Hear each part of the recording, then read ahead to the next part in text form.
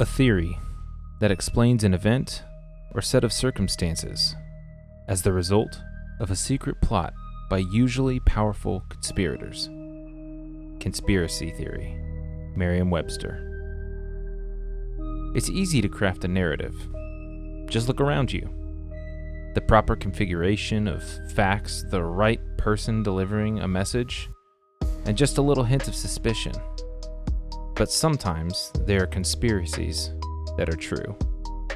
Sure, when defending a Christian worldview rooted in the context of the ancient Near East, it's possible to fall prey to the narratives of those spinning lies in the guise of uncovering truth. But how do we respond to arguments that don't represent our views accurately? What about accusations against friends? How can we best answer false narratives with narratives that are true? In today's bonus episode, I interview Doug Van Dorn, author, pastor, podcaster, and friend of the late Michael Hieser, as we make a defense of his friend and our shared views, and we discuss giants, conspiracies, and the angel of the Lord.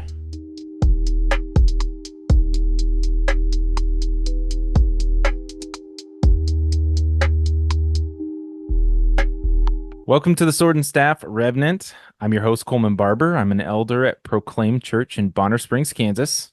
And joining me today is none other than Doug Van Dorn. Thanks for joining me today, Doug. Can you introduce yourself to our listeners? I can. I don't know how much there is to say. I'm not that exciting of a guy, but I was born at a very young age, as they say. Oh, yes, indeed. Colorado native. Been a pastor for 22 years at the Reformed Baptist Church of Northern Colorado, which is just outside of Boulder. It's a great church, fairly small size work, which is good. Lets me do other things like podcasting and writing books and stuff like that I do. So, I've written several books, variety of topics. I try to cover the weird. I try to cover the normal. Most people want me to talk about the weird on podcasts, which is fine, but Yes, like to well, hike, like to oh, bike, like to do all kinds of things like that. I'm on a juice fast as we speak. oh, all right. All right. We had a good discussion about Daniel fast in our Discord recently, so No, you'd there you probably go. enjoy that, talking about that being related to um, basically sorcery schools. So, there we go. That's launching right off into the weird a little bit. But we'll go ahead and just jump into some questions here then. Many of our listeners might already know a little bit about who you are, some of your work. But maybe you could give us a little bit of a history lesson for those who don't know or don't know how you ended up in this kind of corner of Christendom. A lot of times we use the term divine council worldview. I know I've heard you use the Deuteronomy 32 worldview, but we're talking kind of about that same Yeah. idea, this more re-enchanted view. Yeah. Mike Heiser just basically called it Middle Earth and said that he was Gandalf. So I don't know what that makes me, some hobbit or something like that. Yeah, I've had an interest in the weird and supernatural stuff since I was a little kid, but I was preaching through Exodus many years ago, probably 15 years ago now, and came across a paper that was written. Turns out it was written by Mike, and I didn't know who he was from Adam, and it was a paper on the textual variant in Deuteronomy 32:8, the sons of God or the sons of Israel. And I don't even know why it showed up on the Google search, but I clicked it and read the whole thing. And it's a pretty long paper. And I was like, wow, that's super interesting. And then I didn't really do anything with it. Then I was searching Google again. A few weeks later, something else in Exodus came up, came across a different paper. And it turns out that it was the same guy. And I'm like, I got to find out who this guy is. And so nobody knew Mike at the time, including me, but turns out that he did Coast to Coast AM. He would go down to Roswell and do biblical theology talks to people at UFO conferences. I thought that's pretty cool. And so I decided to see if there was more stuff that he had online, and And of course, he was giving out an early copy of his Unseen Realm back in those days. And so I just completely devoured that. So that introduced me to giants in the way that I talk about it in the book. It introduced me to the angel of the Lord. Of course, it introduced me to the divine council stuff. Kind of. I had read about it before that, but I wasn't really aware that that's what I was reading. And it was Mike's work that really brought that to the forefront of my mind. And then I think what happened was I started writing a book that turned out to be almost exactly like his book, but I didn't know anybody in these circles at all. I mean, it was 15 years ago. And especially in the reformed world, like there's nobody that I Yeah. could talk to about this kind of stuff. So that's how I learned to think through it, was to just start writing. And when I finished that book, I thought, I can't do anything with this because it's like basically plagiarism, but there's parts of it that I think I could expand. And that's what ended up becoming the giant book. And then later, parts of that ended up becoming the Angel of the Lord book. Then I got to know Mike. It was kind of funny. After I finished the giant book, I started writing a catechism, a supernatural catechism. I'm like, there's never been anything like this, and ever, I guarantee it. So I started it off with like a question from, I think, a couple questions from the Westminster Catechism, and then I finish it off with a Heidelberg Catechism question, and then in between, it's all the weird stuff. And I sent it to him. I had interacted with him on the internet a couple times, but he didn't really know me from Adam, and I sent it to him, and he's like, "Man, I totally got to publish this." And so all I wanted to do was self-publish it myself and maybe get a blurb from him. And next thing you know, Lexham was publishing that as like the companion guide to his Unseen Realm. Oh, So it wow. completely freaked me out. And I got to become friends with them. And I, did a podcast called Paranormal with them. And, kind of the rest is history, I guess. Yeah. Yeah. Well, that's awesome. I think for a lot of folks, Heiser's kind of the gateway, I suppose. You know, being from a reform background, I'm sure you and Mike had a lot of, disagreements around And little we just bits of didn't talk theology about and those kinds of things. things. We stayed on things that we agreed with. Right. But I know for a lot of us, he's kind of I guess sort of the granddaddy of the reenchantment movement. So certainly felt the loss of him. And I know that that was probably even greater for folks who really knew him. Um, but yeah, so you've been running in this circle for a long time then. And um, yeah, I think that another question I had that I think might be fun for folks, who don't know you. As you know, folks kind of in this circle of thought might have a bit of a reputation. um, and so, to give some of your own bona fides, you've got a little bit of a reputation as well. How many times have you been kicked off of Facebook? Well, twice. Twice. Okay. I lost two accounts back in 2020. The first one was a complete surprise in one way. Like I knew that censorship was happening in 2020, but I didn't realize the extent of it. And I had kind of gone down the conspiracy theory that must not be named, and reading some of the drops and stuff from that, and I came up with a meme, and this meme had a picture of six explosions on it that were worldwide that had taken place in August. And in those drops, it said something like, August is a hot month. So I thought this would be a clever way of kind of showing that. Well, next thing you know, this thing gets fact checked by USA Today.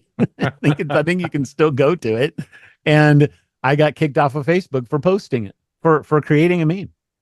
No, wow. Craziest thing in the world, man. I'm Yeah. like, what? And so I never got that account back. I mean, I had 2,500 friends or whatever, and was kind of trying to build this side business and stuff, and just gone. So Hmm. I started another one, tried to keep my mouth kind of shut, but then I got booted off about 2 months later. This would probably been in about October 2020, so right before the election. Never got that account back either. And for whatever reason, I think I got back on maybe 3 months later with the account I still have now. And I think what they did is they changed their model. So instead of just booting people, they just throttle them so nobody Hmm. can see what they're posting. Yeah. But yeah, twice is the Twice. answer to your question. All right. So a real OG then. You have street cred. Um, yeah, so if people are looking for you on Facebook, it's not Doug Van Dorn, it's Yeah, and everybody calls me DVD. David because it's DVD. I mean, I ran out of names, so what are you going to do? Yeah. I don't know if you saw recently, I know this is a little off topic, but let's see. We're recording here in August of 2024, and I don't know if you saw recently, but Zuckerberg sent a letter basically Yeah, apologizing for doing all of that. apologizing. I'm kind of like, whatever, man. Too little, too late. Yeah. Yeah, it's interesting. Tides seem to be I don't know. I think the online term that people are using is a vibe shift. Certain vibes seem or certain tides seem to be turning. So I think overall that's probably a good thing. But yeah, there's a lot of damage is already done, right? Uh, Too much damage is already done, that's for sure. But I mean, Right. these tools were honestly they're tools that our own government created to spy on us and to do a whole bunch of other stuff. So I don't. I mean, I do not buy the narrative that Zuckerberg created Facebook. You could Oh, pay me. okay. You can give me $1 million to believe that. All right. I like It's it. just I the like it. face of it. Oh, I like it. Oh man, so many memes are coming to my mind. So, and memes are on my mind because the episode that I've been working on recording right now, uh, is called Memes is Magic. So I'm gonna look at some of the similarities between memes and magical practice and things like that. So, be sure to look at that one when it comes out, and maybe you can be a better meme practitioner. So. Awesome. Well, that's fun. So I was kind of introduced through our Discord and folks suggesting your book, Giants, the Sons of God. Everybody knows Heiser's book, The Unseen Realm. Most of us have had some amount of interaction with it. That's kind of the launching point for a lot of folks. But I was suggested Giants, the Sons of God, your book, as maybe even one that's a little bit more palatable in some ways, um,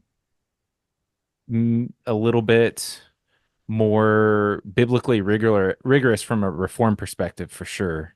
And so I just hadn't had a chance to check it out. And, I know we talked about this before we started recording, but it became my lawn mowing book in audio format, which You was must mow great. a lot of lawn. Well, it was the same lawn over, a few weeks. So, it was I took time to digest it, you Well, there might you say. go. So, and it's read by your brother, which is also fun. So, but you talk about some how some of these views, as we're talking about conspiracies, um, talk about how some of these views tend to lend themselves to like just overt, like untethered conspiracy and speculation.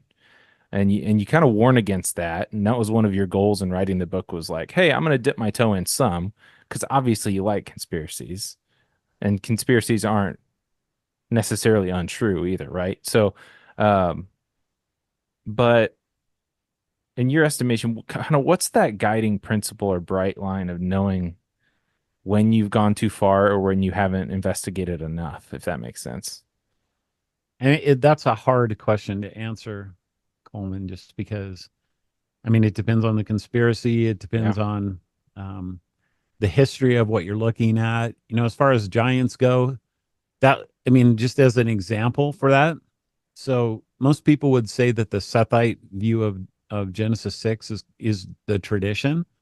And so they would say that anybody who holds to a supernatural view is actually more of a conspiracy theorist when it comes to that interpretation. But when you actually look into the history of it, it's actually the exact opposite of that. The Mm. original interpretation, the universal interpretation of the early church was a supernatural view, and the a natural interpretation in the Christian church didn't come into existence for 250 to 300 years after the New Testament was written.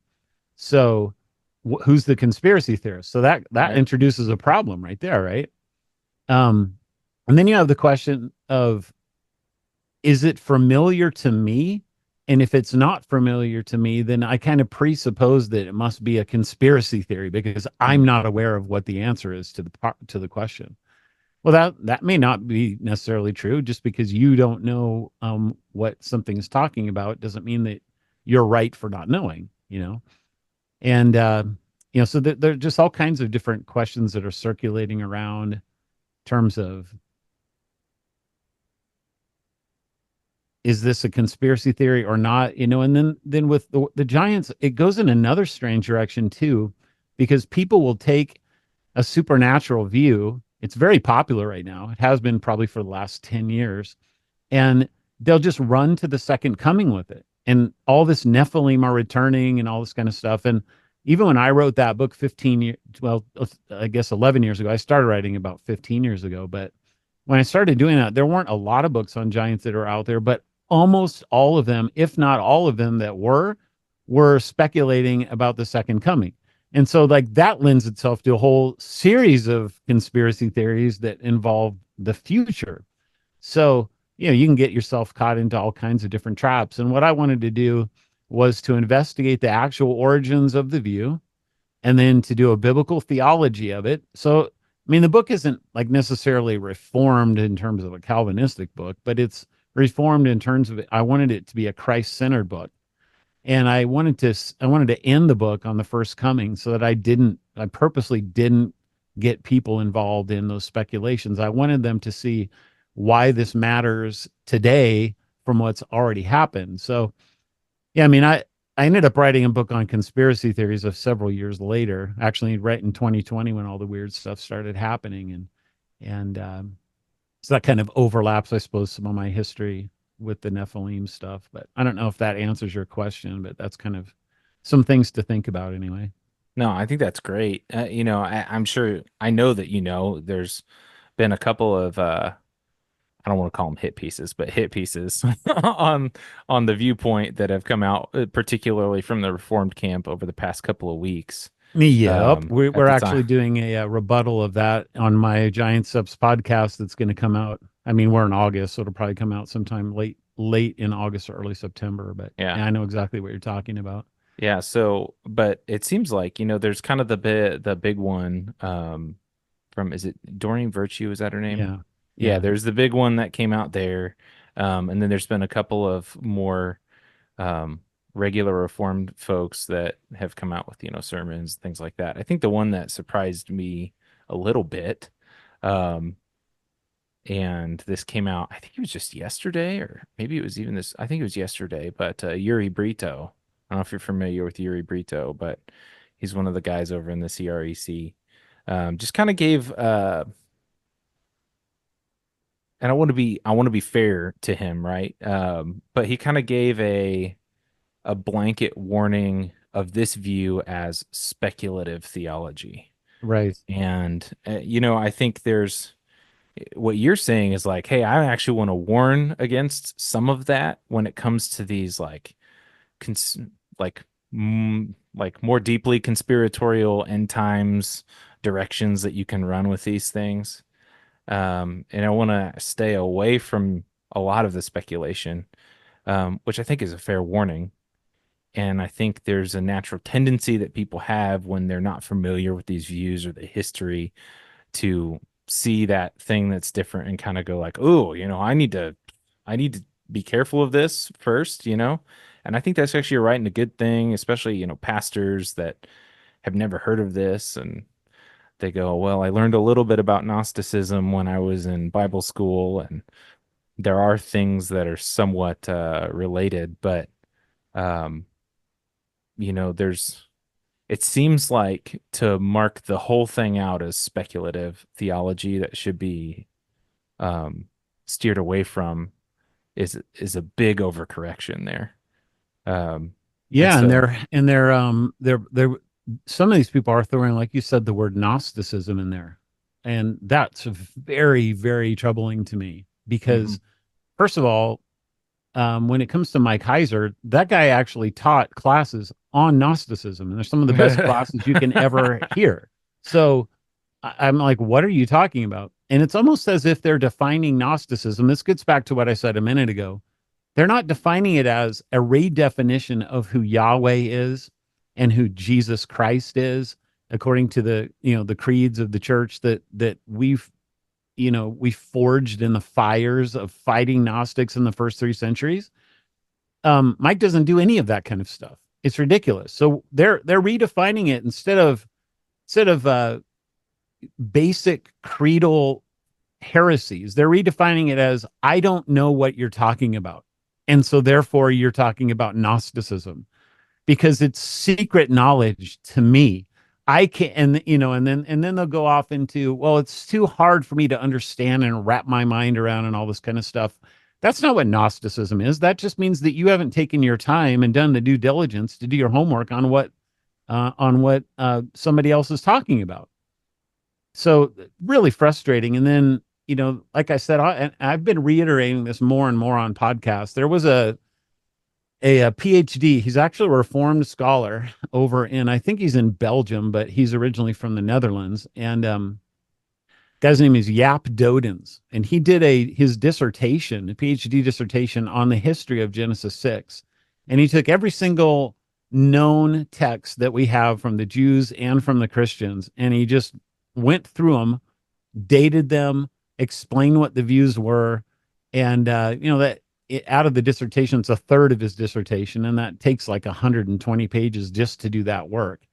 And he showed definitively that there was no other view with the Jews or the Christians up until point X and Y, and that includes in the first century. And so to just throw off and say, because you're talking about angels who happen to be something that Gnostics speculated about, and you're talking about angels doing things with women, and you can't understand how that can be done, you just throw this off as Gnosticism, not understanding your own history of the text, that this is literally what every single person believed, 100% of them that we know about. And I can't overstate that point enough, because if that's what everybody believed, then anytime the New Testament is talking about this subject, which I think is more times than people think, when Paul says something like, don't you know you'll judge angels? Or Peter talks about, in the days of the flood, or Jude and Peter both talk about these angels transgressing their authority, or Jesus talking about the days of Noah. All of these are presupposing that worldview, and yet they never explicitly state and even imply that they're going against what everybody else thought. If there was only one view of something and you were going to take an opposite view, you would need to tell people that that's what you were doing so that they wouldn't be confused. But we don't find that at all.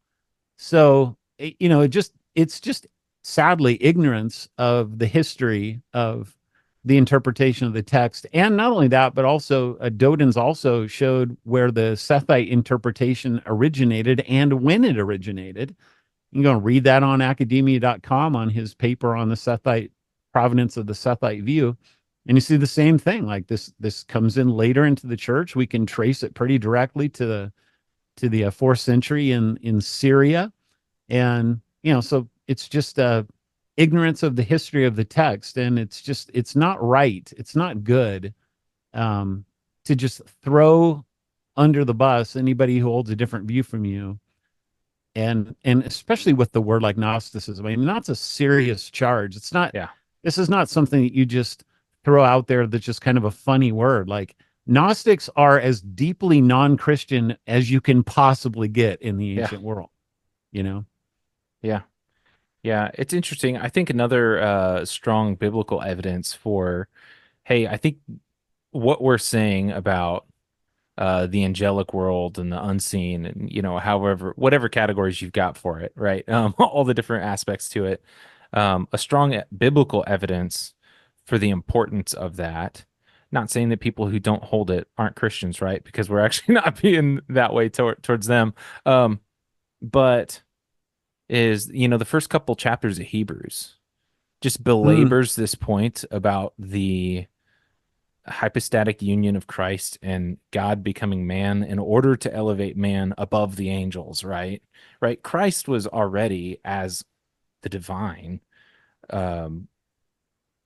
order above, right? outside of, really. I mean, that's the point, is like it's not that he's just like a bigger, better version of the same thing. It's like, he's part of the Godhead, so he's other, right? But in becoming man, he actually took man to his proper place, his proper end, which is that state of ruling over all creation, fulfilling and doing what the angels failed to do, right? And that elevation of Christ above the angels is incredibly important, but it becomes a lot more robust. It's more than just, oh yeah, Jesus is better, which I think if you take a non, divine council worldview of it, then you're just kind of like, oh yeah, well, we know that angels exist, and they're powerful spiritual beings, and so yeah, it's important that Jesus is stronger than them. But if you have a divine council worldview, all of a sudden that becomes like incredibly important and says something not just about Christ, but about man and where man is headed in Christ. Um, and I just, yeah, the fact that people would go, okay, well, this messes up with you. This messes with your Christology or whatever. I don't know. Whatever different arguments they may have against it, it seems like there's strong biblical evidence as well that, hey, this is actually kind of important. Yeah, the when you brought up Hebrews 2, 1 and 2, it made me think of the fact that Hebrews is actually quoting Psalm 8, and the verse, "You made him a little lower than the angels. You've crowned him with glory and honor." This is something that if you don't understand the divine council worldview, it's almost inexplicable. Like Mm. who cares? That Jesus is a man. Why would we even bother with that? Well, first of all, if you understand that he was the angel of the Lord in the Old Testament, then all of a sudden these two chapters make a huge difference to the way that you read them, because this second person of the Trinity, who was the God of Israel walking with them, the angel of Jacob, the one who talked in the bush to Moses, the one who said he covenanted with the patriarchs, this person now has become human flesh, and he is greater than the angels. But why? So not only because he was an angel himself, but also God, but because in Psalm 8, the divine council worldview is just paramount, because you made him a little lower than the angels. The Hebrew there is Elohim. Mm. We always translate that as gods. You go back and read it in your Old Testament, and it will say gods. It won't give you the Septuagint reading of angels. I mean, a little lower than the gods. What are you talking about? There is no such thing as gods. They don't exist. But you've crowned him with glory and honor. Well, what is that talking about? Well, this is exactly what Mike, I think, tried to bring out in the divine in his book, that the whole point of why this worldview matters is because human beings created in the image of God that originally had a seat on the divine council with the angels were basically cast off of it. God cursed us and the heavenly beings by putting them in authority over us when we were the ones who were supposed to have dominion, but we sort of abdicated that responsibility. But in Christ, as the psalm itself predicts, God is going to re-elevate man over the authority of the angels, those beings that he divided up according to the number of the sons of God and the nations of the Tower of Babel in Deuteronomy 32. That's the whole point of these two chapters. Like, that's the climax of this argument in Hebrews 1 and 2. And Jesus is now assumed that second Adam position as the one who has obeyed all things perfectly, even to the point of death, that God raised him from the dead and has now seated him at the right hand of all power, of God above all power and principalities and everything else in heaven and on earth. So, yeah, I mean, and it just radically changes the way that you understand what Hebrews is doing. And I think it does it for the better, because I think this is what Hebrews was actually intending that we Yeah. would understand in the first place. Right. Right. Go straight to the people who might actually, like, it's a polemic against the Gnostics, right? To the people who were most tempted to fall to it. Yeah, it's interesting. You said something there, and I think maybe, if people aren't familiar with the concept, they might miss it.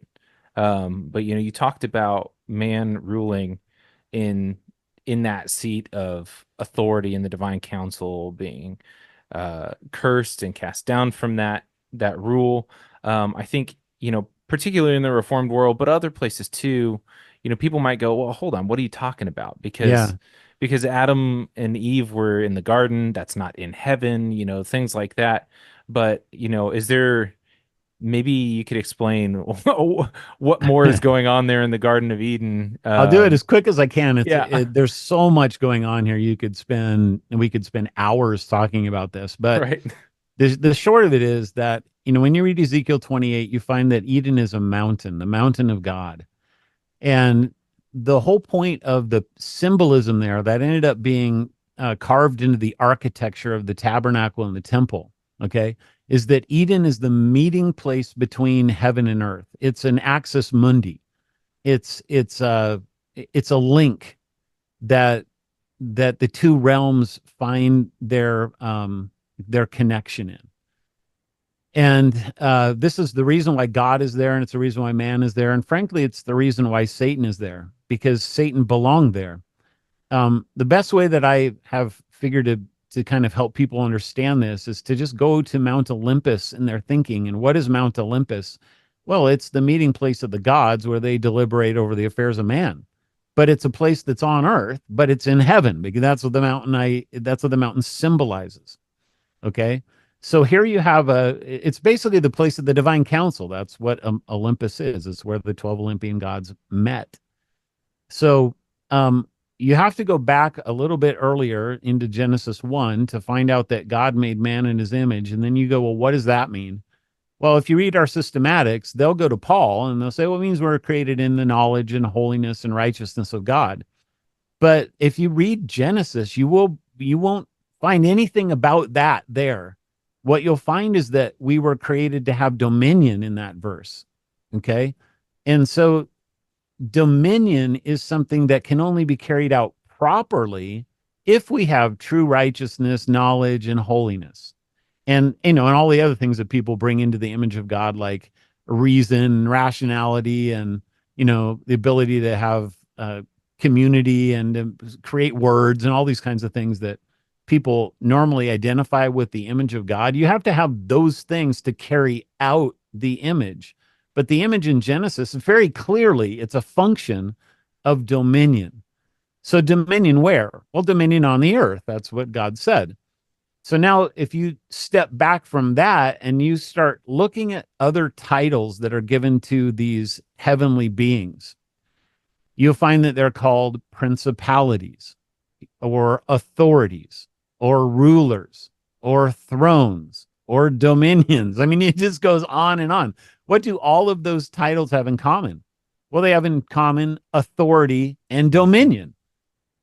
What do you mean authority and dominion? I thought we were the ones that were created in God's image. Well, this is where one of the things that these Reformed people were talking about on this podcast a couple of weeks ago, where they're just like, I can't possibly believe that man was created in the image of the angels. Well, that's not what the text says, but it says, let us make man in our image. And then God made him after his image. The point being that if the image is a function of in dominion, and angels have that in their very titles, then that means they have the function of dominion, which means that they are image bearers. And this is why God calls them sons, for crying out loud. What is a son? It's a child of a father. I mean, it's a family title. And that's what we end up being called too, is sons. Kind of like they're the firstborn and we're the secondborn, which actually fits really great into the doctrine of election, believe it or not, because God Oh likes to yeah, choose the younger over the older. he's gonna cross But his hands there. yeah, exactly. So the point being that God gave them dominion over the heavenly realms, but he gave us dominion over the earth. And what's going on in the Garden of Eden then is the temptation as members of the council. Will you carry out judgment as your dominion authority I've given to you? When the tempter comes in, will you, as the prophet, speak truth to him, Adam? Will you, as the king, show your authority over him and kick him out? Will you, as the priest, cast out the unclean thing from the temple? Will you do those things or will you not? That's exercising dominion. And effectively, he said, no, I'm not going to do that. And so he ended up losing or abdicating, like I said, that dominion temporarily, because in my opinion, especially as a reformed Christian, the whole point of the Garden of Eden was ultimately to glorify the second Adam, not the first Adam. That Jesus was the plan all along, who would come along as the second Adam and win this authority back, which is exactly what we just said Hebrews is talking about. Mhm. And he does it according to the promises and according to the not just the promises of Psalm 8, but the promise of Genesis 1 that I give you mankind dominion over the earth. So here you have the perfect man winning back that dominion for us as a human being. And according to law and covenant, then he wins that and it's his legally. But as God, and as a heavenly being as well in the Old Testament, he's greater than the angel. And as a God himself, he's the one that planned the whole thing. So the point, to all the glory be God, but you can do that in a way through the divine counsel that's not heretical in the slightest, and it actually makes Mhm. perfect sense of the data that you're looking at. Yeah, I think it actually strengthens the ideas of, particularly with these reform folks that are really concerned. It really strengthens the idea of covenant and that covenant headship aspect, right? Because you have the covenant head of Adam and normal covenant theology stuff. But what happens in the garden when Adam fails in his job, it's not that he just fails, he also submits himself by failing to kick Satan out of the garden. He submits himself to that rule, right? Rather than choosing to obey God, he listens and obeys the lies of the serpent, right? And so then like Satan's the new head, right? that's that's how that works. And then Christ comes, and when we are submitted to Christ under his headship, then we receive the benefits of his kingdom, right? Um, and so it actually, I think, strengthens that idea of covenant. And I think that's one of the reasons why, there's such a strong connection that some people see, some people don't. Some people like to downplay it because it feels too, I don't know, it feels too much like Old and New Testament really belong together. But, that's why the Great Commission is so much, it's not so much just a brand new thing per se, but it is this growth and expansion and glorified version of something like the Dominion Mandate. But you're not just doing that. You're not doing that in this like broken way anymore. You're actually obeying Christ the King. You're actually, uh, you were talking about that righteousness of dominion. Like we can't do that under Adam because Adam failed, but we then get to do that rightly under Christ, not because of our own righteousness, but because of his, right? Yeah, We get all because the he gives us reformed his soteriology, righteousness. Right. right? Yep. Exactly. So it actually redeems that dominion mandate. It doesn't nullify it and get rid of it. It redeems it and expands it into this beautiful kingdom of Christ and in his victory over those who we used to be in Dominion 2. If you are enjoying this episode of Sword and Staff Revenant and want to support the show, then you can head over to swordandstaff.creator-spring.com. We have shirts and mugs in multiple colors, stickers for all of you laptop graffiti artists out there, and even a pint glass for your favorite brew. You can support the show and get something for yourself as well. Links in the show notes and on social. Thank you for your support. I it's one of those things where I think that when you start to dig deeper into it, and perhaps some of the issue that a lot of people have is just, you know, hit years and years and years of history of really drawn out systematics and things like that, and they just can't like break through those things to see the more symbolic aspects there. Not Yeah, symbolic I as in mean, fake, right? the But symbolic as in real. the reformed world has a tendency to kind of go against what its own stated doctrine is with sola scriptura. I guess maybe it's human tendency. I don't know. But I mean, this is exemplified in the Genesis 6 thing. Well, tradition hasn't said that that's what it is, so that's what it can't be. Well, I thought that we were supposed to be people that believed what the Bible said first and foremost. I mean, my confession of faith ends chapter 1 by saying if you have differences of opinion over traditions or doctrines, the Bible is to be the final arbiter of those disagreements. Mhm. But how often do we tend to go back to our traditions or our systematics and say, well, no, that's the final arbiter of it. Nobody else has said that before in our tradition. Um, I kind of jokingly say that for some of the Reformed people, church history goes back all the way to about 1689 or 1645, depending on when your confession was created, right? It's like before that, we don't really have much to care about. Yeah.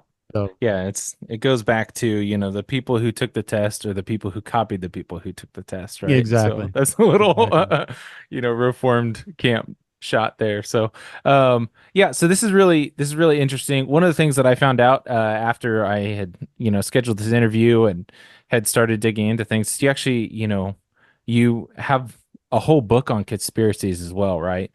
So and I talk about I'm getting to this point because we're talking about kind of the backlash against Deuteronomy 32, divine counsel worldview, and things like that.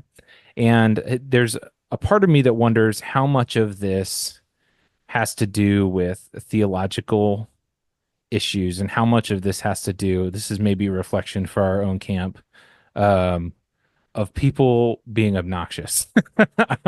you know, um, I, Calvinists being obnoxious, that yeah, cage stage, that well, doesn't and belong to our. I'm not even talking about the Calvinists. I'm talking about us in the divine council camp, right? Because as you noted in your book Giants, and then as discussed on a podcast that I was listening to with, I think it was on the confessionals. Or no, not confessionals. It was on cultish, where you're talking about conspiracy. That's Oh where I yeah, found out you actually wrote a whole book on conspiracies. yeah, yeah. So, which I haven't read, but after listening, I'm like, well, now I got another thing to read, which is great. Um, but one of the things that you pointed out is that um, there are different ways that people interact with conspiracy, right? And you can do investigation on conspiracies to like do something with it, or you can kind of have this voyeuristic tendency. And that seems to actually, for me, as I've kind of looked at it, that actually seems to be kind of the root temptation when it comes to Hmm. Gnostics, right? And I wonder how much is happening with folks that are in churches. Somebody stumbles upon a Mike Hieser book or stumbles upon your book, and they get this taste of something. And even though it's true, and I'd say, yeah, I agree with these things generally, right? Um, that person is then the touch point for some reformed pastor at a small church, and they've got somebody in their church that is not taking your advice and Yeah, has yeah. gotten that sort of like um that Gnostic itch, if we could call it that. And then they're just off all over the place, right? So I wonder how much of the backlash has been partly due to that, and if there's anything you could say to folks, or if there's anything you think is worthwhile for folks to consider as they jump into these things. Well, so you're basically pointing out that it's not just Calvinists that can be cage stagers. It's really Right. everybody. It's a human True. tendency, right? And so people in the divine council worldview can be just as obnoxious as reformed people when they first learn about the doctrines of grace or something like that, which I've always thought is ironic. And yet I was participating in it too. Sure. I Everybody had goes my through a own cage stage. obnoxious stage. Uh, and so how do you deal with that? I mean, there's all kinds of things that are floating around here. One is that I do want to acknowledge that our culture has some deep-seated Gnosticism in it. I mean, Peter Jones has done some great work talking about the Gnosticism of kind of the latent Gnosticism of modern Western culture. I mean, I'd recommend anything from his book Spirit Wars or his Gnostic Empire Strikes Back or his um, website. He talks about oneism and twoism and basic duality of a Christian worldview versus monism of the of the East and how that lends itself to Gnosticism. And so I do think that there are, maybe tendencies that people can have when they're reading Mike for the first time. So it's not like, I mean, earlier I said that it bothers me that people call what Mike did as Gnosticism because it's not Gnosticism, but there's a lot of Christians out there that don't know a lot about Hmm. their theology and really need to be trained a lot better. And then they can run off with this stuff in a Gnostic direction. So Yeah. I get that. More of it's probably, to me, just in my own personal experience, it's more speculative than it is. I mean, I know Gnosticism is speculative, but the speculations about the second coming, I mean, I grew up with that kind of stuff. Sure. And like I said, that's what a lot of people want to run to with this. Oh, this is a great way. Then I can look at the modern world and I can see that the Nephilim are going to come back, and I can try and understand the demonic, just all good things and bad things that come with it. So, I mean, this is why I tried to tether the giant book in the first coming and not in the second coming. I ended up writing a couple extra chapters dealing with the second coming a little bit, but I didn't go deep into speculation at all, um, because the thing that keeps us grounded in my opinion, with running off, whether it's speculations or into actual real Gnostic theology, is to know what Jesus Christ did, who he is, and to be really grounded in the most basic creedal doctrines that the church has. And then, of course, as a Reformed Christian, I would say go farther than that and look at how the church developed those formulations in Hmm. terms of creeds and confessions of faith that will help them on their basic Christology and basic doctrine of God sort of stuff, to keep from having that natural impulse that's inside of you, to just kind of suppress that a little bit. Yeah.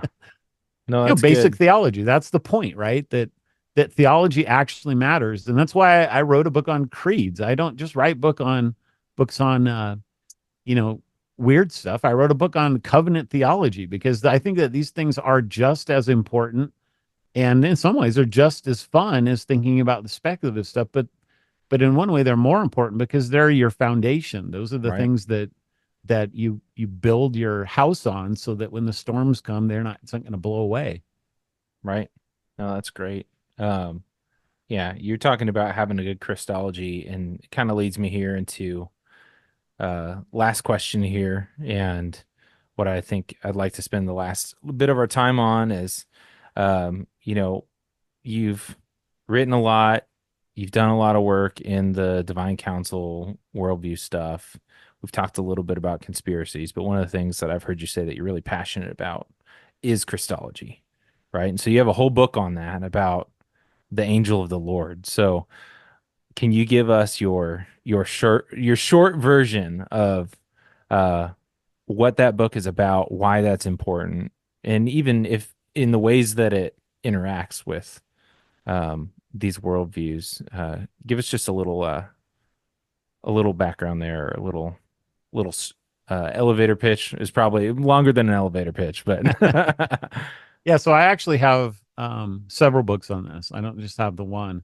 The Angel of the Lord is it was a book that I did with a friend of mine, pastor in our Reformed Baptist network, where we wanted to do as deep a dive on actually the subject of the angel of the Lord as we could, because there just isn't anything that's been written out there in the last 200 years on this subject.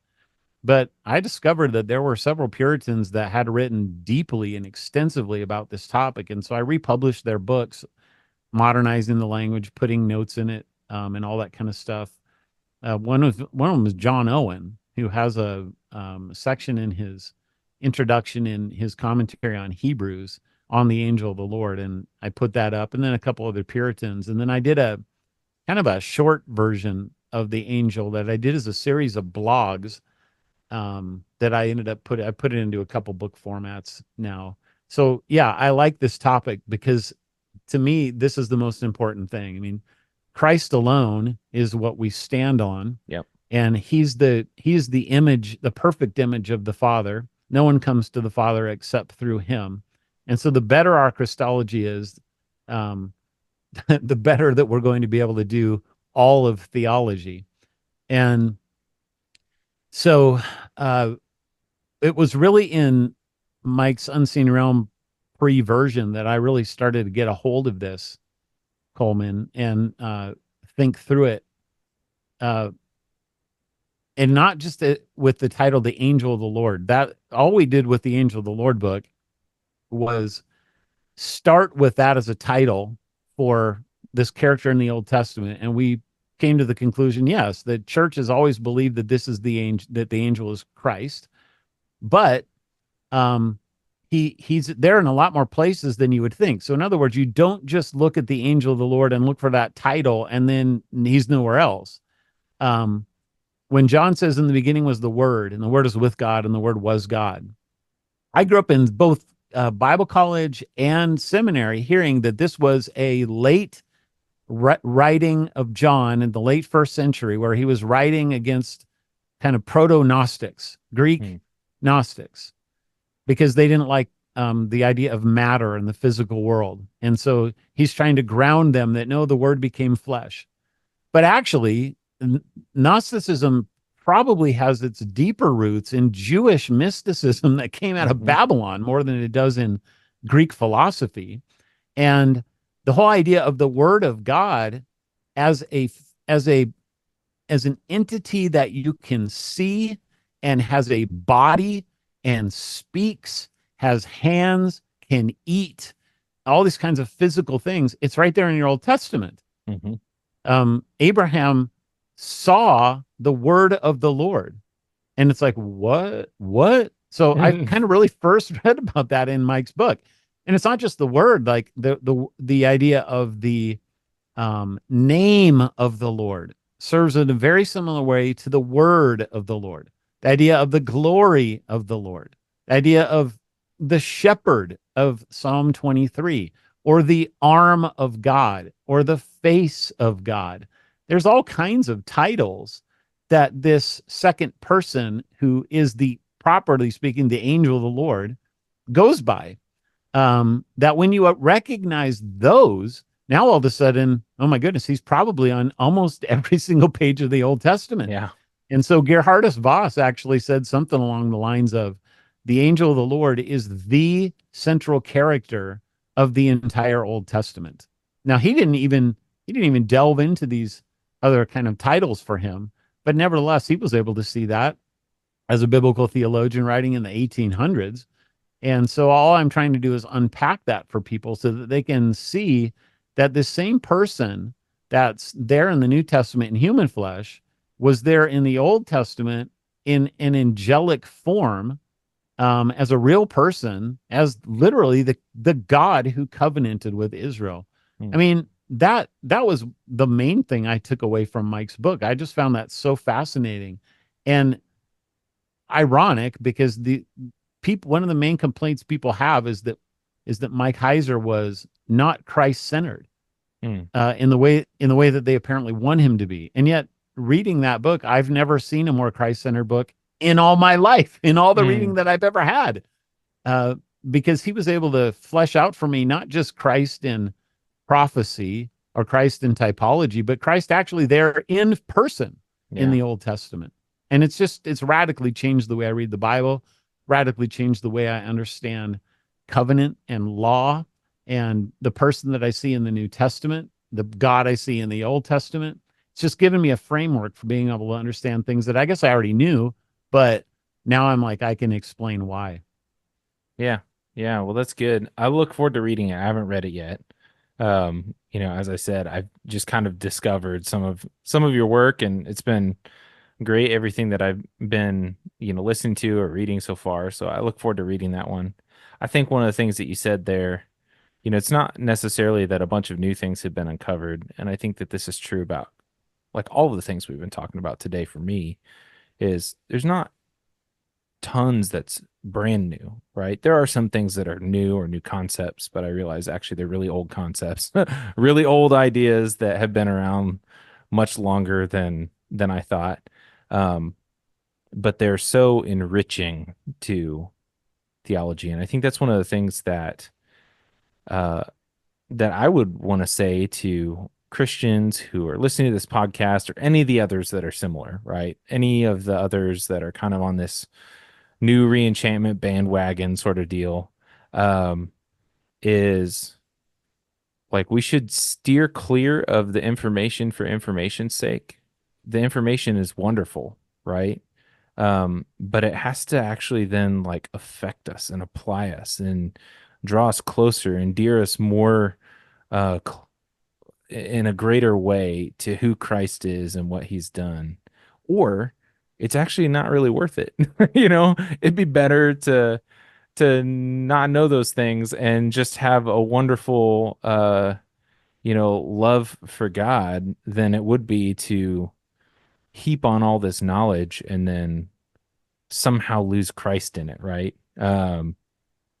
It's vitally important for us as Christians to let these things drive us to Christ and not let us get just bogged down in information for fun's sake or whatever.